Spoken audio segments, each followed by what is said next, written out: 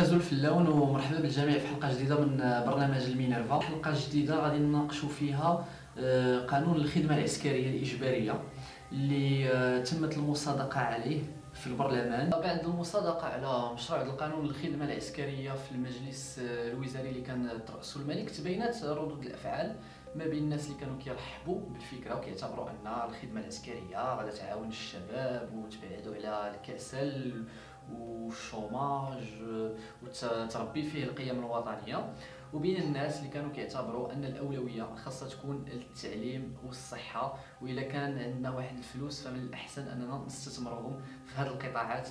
فمع الاسف هذا التباين ديال ردود الافعال ما بين المرحبين بالفكره الداعمين لها واللي كيرفضوها كاع ما فرز واحد النقاش اللي كيهضر على المحتوى ديال القانون، ولا كيهضر على المحتوى ديال الفكره. فمثلا من المغالطات اللي تم تمريرها هو ان الخدمه العسكريه الاجباريه توجد في العالم كامل، وهذه من اكبر المغالطات اللي تم تمريرها في الاعلام العمومي خصوصا، بحيث ان هي الله كاينه 52 دوله في العالم كامل من 193 دوله في الامم المتحده اللي كتفرض الخدمه العسكريه الاجباريه على الشباب والشابات ديالها. وملي كنجيو نشوفوا هاد 52 دوله، فمن غير كوريا الجنوبيه فكنلقاو ان غالبيه ديال هاد الدول هذه يعني هي سواء دول افريقيه، سواء دول من الشرق الاوسط، سواء دول في امريكا الجنوبيه، واللي باي حال من الاحوال هي ليست دول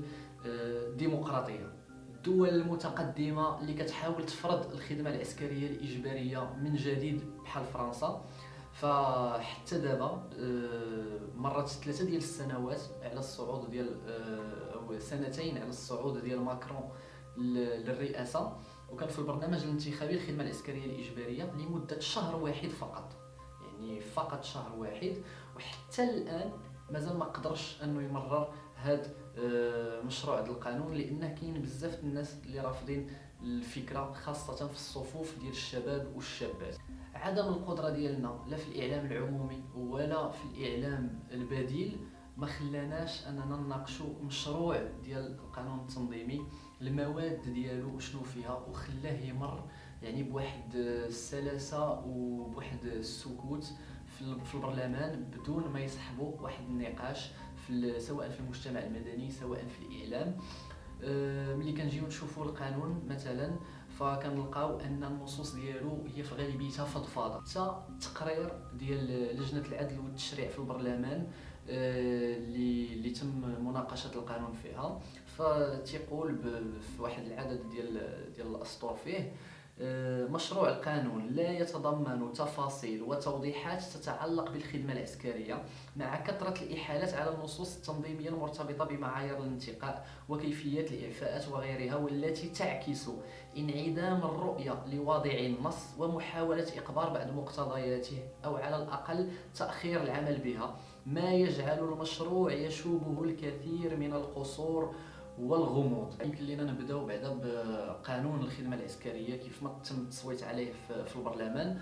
يمكن نشوفوا الماده الاولى واللي كتنص على ان الاعفاءات لا تطال الناس اللي خدامين، يعني انك تكون خدام سواء في الخاص او سواء في القطاع العام، فهذا الشيء ما كيعفيكش من تلبيه النداء الخدمه العسكريه الاجباريه. وهنا كنتسائلوا يعني اذا كان الهدف من الخدمه العسكريه الاجباريه هو محاربه البطاله، فبالتالي لماذا لم يتم التنصيص على اعفاء الناس اللي خدامين سواء في القطاع العام او في القطاع الخاص؟ من غير هذا الشيء هذا من الاعفاءات انك تكون انت كتعيل العائله ديالك، ولكن حنا كنعرفوا انه في المغرب كاين واحد العدد كبير ديال الناس اللي خدامين وكيعيلوا العائلات ديالهم، ولكن خدامين غالبيتهم في النوار، اما الباترون ديالهم ما مديكلاريهمش، اما كاينين الفراشه او الناس اللي كيحضروا الطوموبيلات الى اخره اللي ما عندهمش يعني كيفاش يثبتوا انهم كيخدموا. فبالتالي كيفاش يمكن تثبت او شنو هو الميكانيزم اللي غادي يتطبق في هذا الشيء ما كيحددوش القانون. يمكن نهضروا كذلك على الماده الثالثه اللي هي فضفاضه بواحد الطريقه اللي كبيره بزاف، واللي كتفتح الباب للسلطات انها تستدعي حتى الناس اللي عندهم اكثر من 40 سنه، واللي كتقول انه اي انسان لم يتم استدعاؤه الخدمة العسكرية الإجبارية، يمكن للسلطات أنها يعني تستدعيه في الحالات يعني القصوى، وهذا الشيء بدون تحديد معايير ديال السن. يعني اي واحد اللي تقدر تكون عنده اكثر من 25 عام وتم التصويت على مشروع القانون، فيمكن للسلطات انها تعيط ليه بالرجوع للماده الثالثه. الماده الرابعه كتنص بكل بساطه على انه الى القانون تم التمرير ديالو وانت كنتي معفي لانك طالب وكتقرا، فهاد الشيء ما كيمنعش ان السلطات يمكن لها تعيط لك حتى دير 40 سنه. فبالتالي هنا كنتسائلوا عاوتاني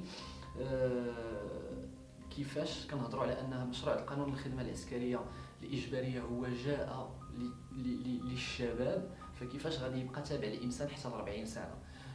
وبالتالي يعني كنرجعوا الخدمه العسكريه الاجباريه من هنايا ل10 سنوات ما غاداش تبقى اجباريه غير على الشباب، غتولي اجباريه على جميع المواطنين المغاربه اللي عندهم قل من 40 سنه. وبالتالي هنا كنتسائلوا شنو هو الهدف الحقيقي من ان مشروع القانون الخدمه العسكريه الاجباريه يبقى تابع المغاربه حتى ل 40 سنه ديالهم. الماده الخامسه يعني ممكن انك تكون ساليتي الخدمه العسكريه الاجباريه وتخرج، ولكن كتبقى محسوب على الجيش الرديف، ويمكن يتم استدعائك في اي وقت باش ترجع لتلبيه النداء ديال الجيش.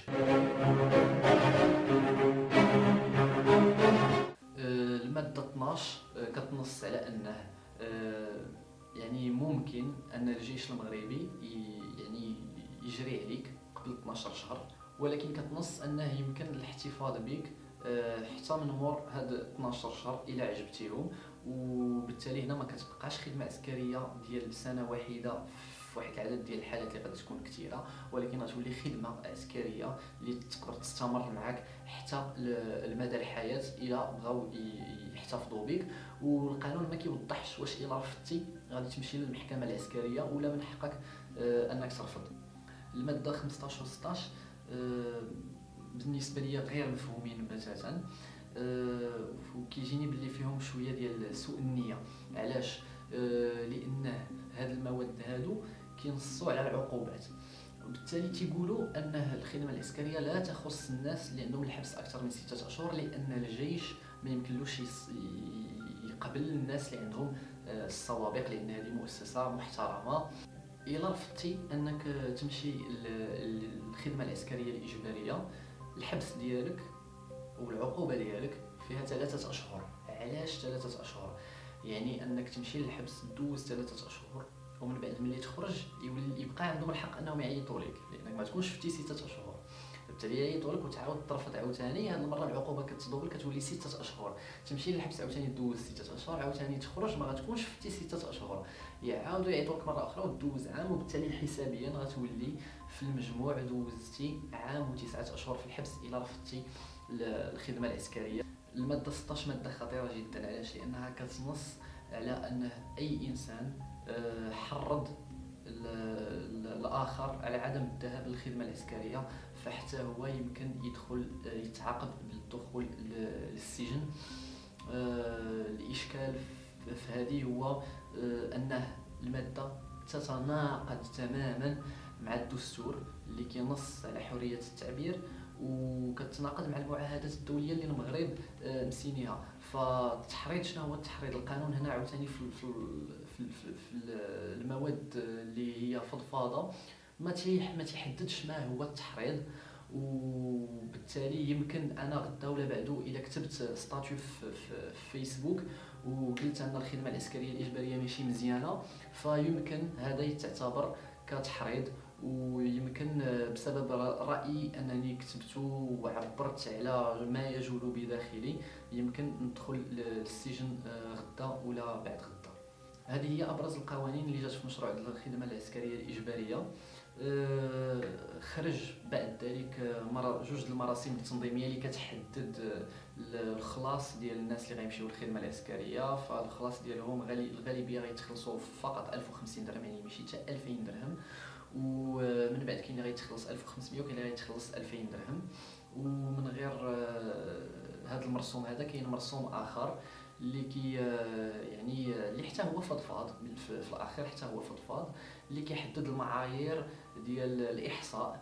الشيء الوحيد اللي في المرسوم غريب وعجيب وكيتناقض كذلك مع القانون ديال الخدمه العسكريه الاجباريه، هو ان القانون ديال الخدمه العسكريه الاجباريه كيقول ان هذه الخدمه العسكريه تخص المواطنات والمواطنين، يعني كتخص الجنسين بجوج. ولكن ملي كنمشيو للمرسوم التنظيمي كنلقاو انهم رجعوا الخدمه العسكريه الاجباريه سواء للنساء او سواء للمغاربه المقيمين بالخارج، رجعوها بشكل تطوعي محض 100%. وفي الاخير الخدمه العسكريه الاجباريه هي ولات مفروضه فقط على الشباب الرجال اللي عايشين في المغرب. فبالتالي الحاجه الوحيده اللي يمكن عاوتاني نهضروا عليها هو ان حسب عاوتاني التقرير ديال لجنه العدل والتشريع، فالخدمه العسكريه الاجباريه غادا تكلف المغرب سنويا 50 مليار سنتيم، يعني كل سنه غادا تخرج من الخزينه ديال الدوله المغربيه 50 مليار سنتيم على الخدمه العسكريه الاجباريه. وهي ميزانيه يعني حسابيا يمكن لها انها تكفانا باش كل سنه نبنيو 30 مدرسه ولا كل سنه نبنيو 10 المستشفيات. ولكن لا، يعني الاولويه عند المسؤولين اليوم هي اننا نديروا الخدمه العسكريه الاجباريه للشباب، و500 مليار سنتيم غادا تمشي في البيكلات ديالهم وفي التعويضات وفي المسكن ديالهم والاكل والمشرب الى اخره، في حين انه كاينه اولويات اللي يمكن انها تمشي ليها. فبالتالي كنبغي نشكركم بزاف على المتابعه ديالكم، وكنتمنى ان الى عندكم شي ملاحظات ولا دي ريمارك ولا دي كريتيك يعني انكم تقولوهم. وما تنساوش بطبيعه الحال تابوناو في لاشين باش تشوفوا معايا يعني الحلقات المقبله اللي غادا تكون كذلك على واحد العدد ديال المواضيع.